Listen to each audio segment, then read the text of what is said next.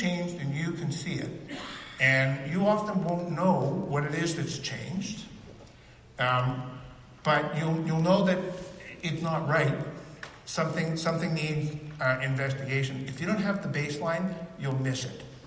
So, and the regulators are, for those of you on the security side, are making it increasingly clear, minimum once a year, and my advice is face-to-face, not by telephone or email. It also makes for happier clients and customers. And then, the last two bullets, learn a bit about the resources available where you work or practice, and I've given you a head start on that with the slides at the end of the presentation. And remember, if you're dealing with crime, you are always allowed to report crime to the police. The statute that governs most of us, the Personal Information Protection Electronic Documents Act, has an exception for fraud and crime. You can always report to the police if you need to.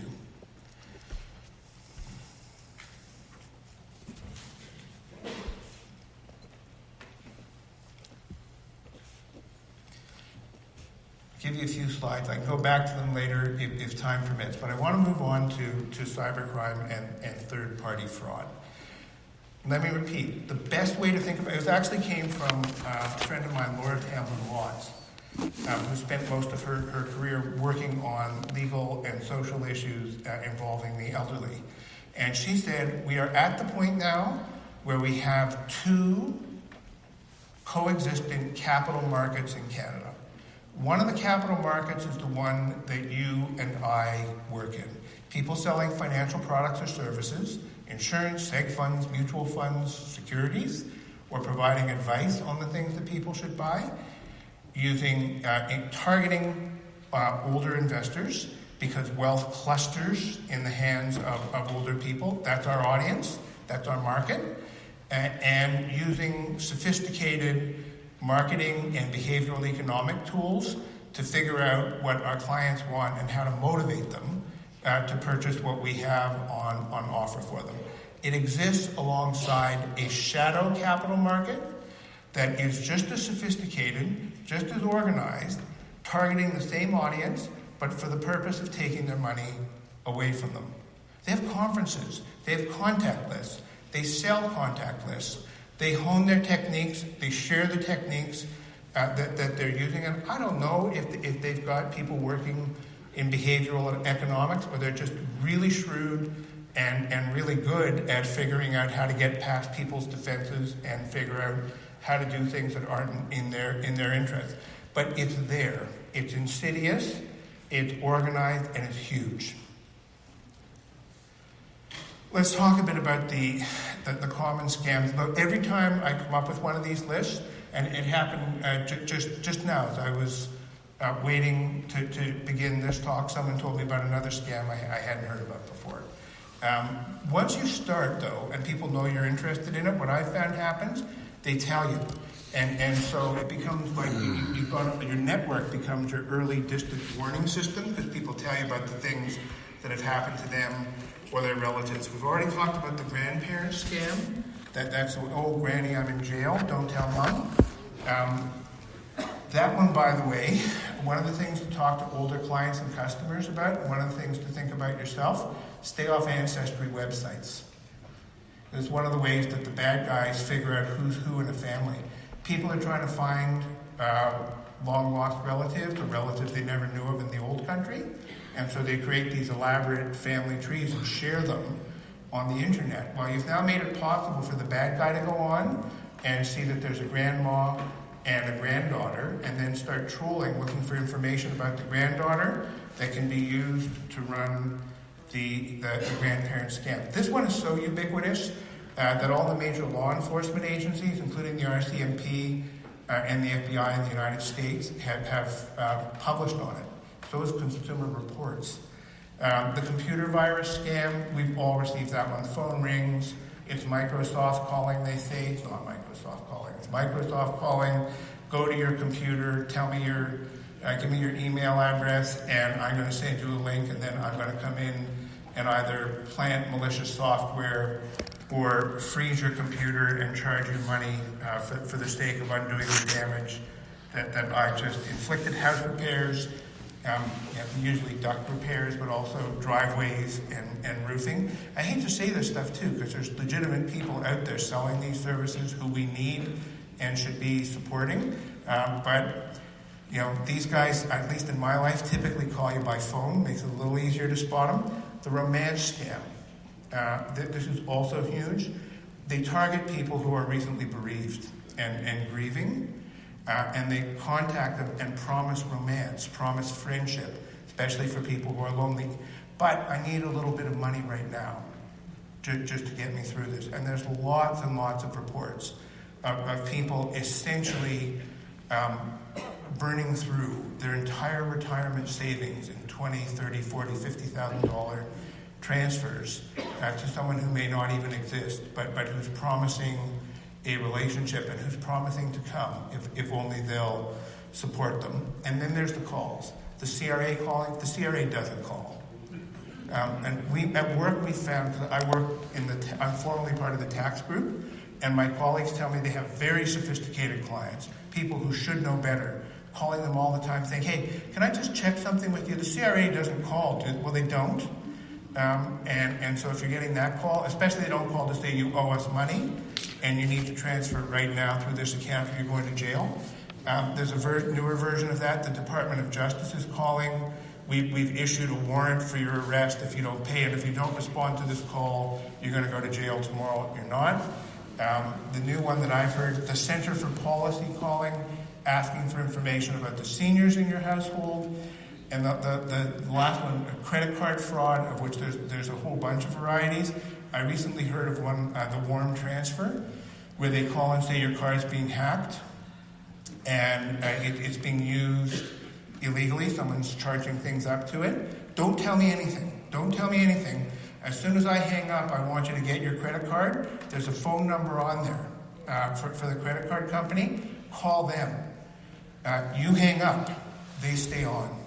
They use technology called the warm transfer. You pick it up, you think you hear a dial tone, and you dial, but you're still talking to them. And this time you give them your name, personal details, and all the information on the card, which they then can take and use. Easy to protect yourself from. If they call you on the landline, call back on your cell. If they call you on your mobile, call back on the landline.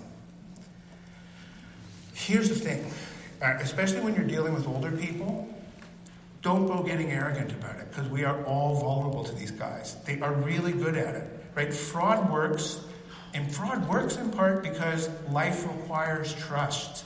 I mean, when you think about it, and we're all working in highly regulated industries, we could not get through the day if we didn't trust one another and if we weren't able and prepared to do things on trust.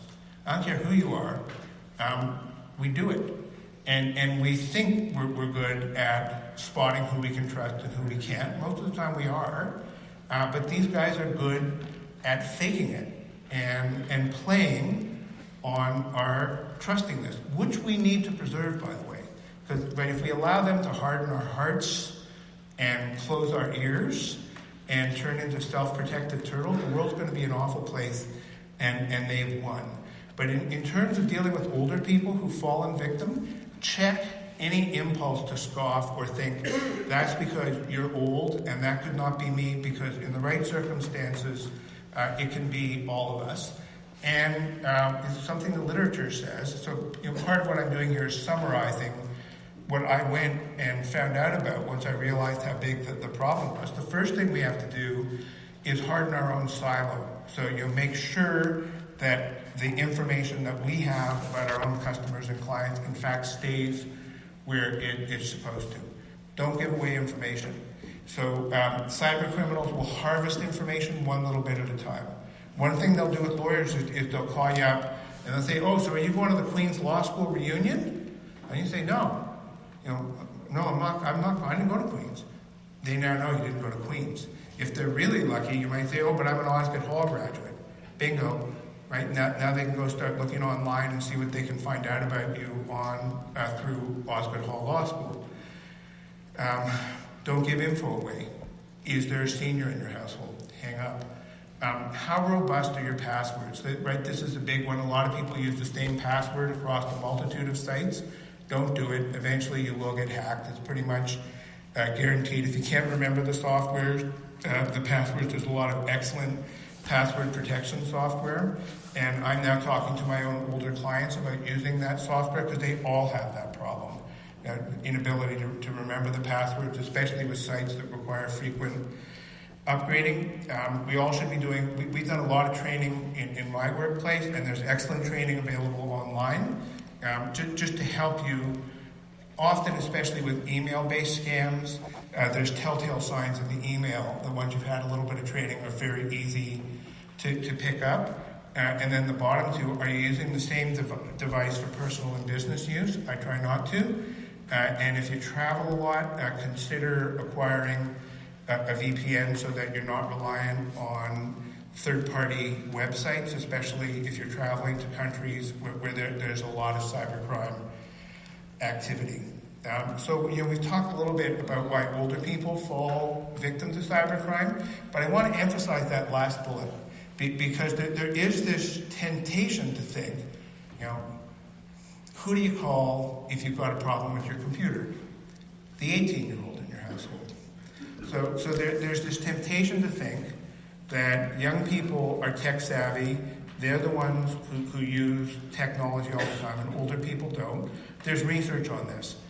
Older people use technology and really like using technology. They use it differently than young people do. I've got a whole cohort of 80-plus email fiends in my own life. But when you think about it, it's a boon to older people, especially in a climate like ours where for a big chunk of the year it's dangerous to go outside unescorted.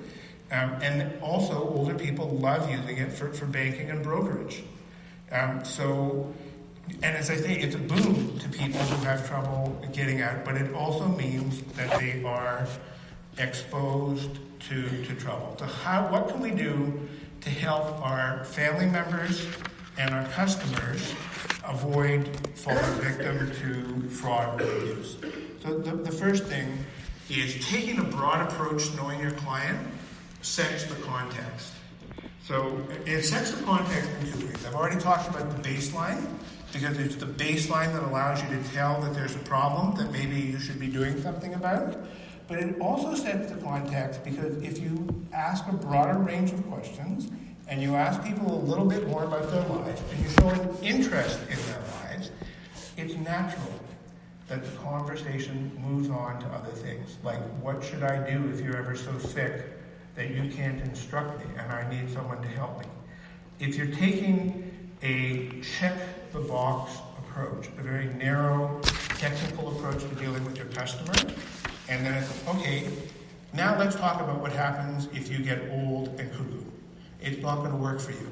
But if you're showing people that you're genuinely interested and you've got the kind of relationship where you're talking to them about their lives, you can naturally and easily open up other topics.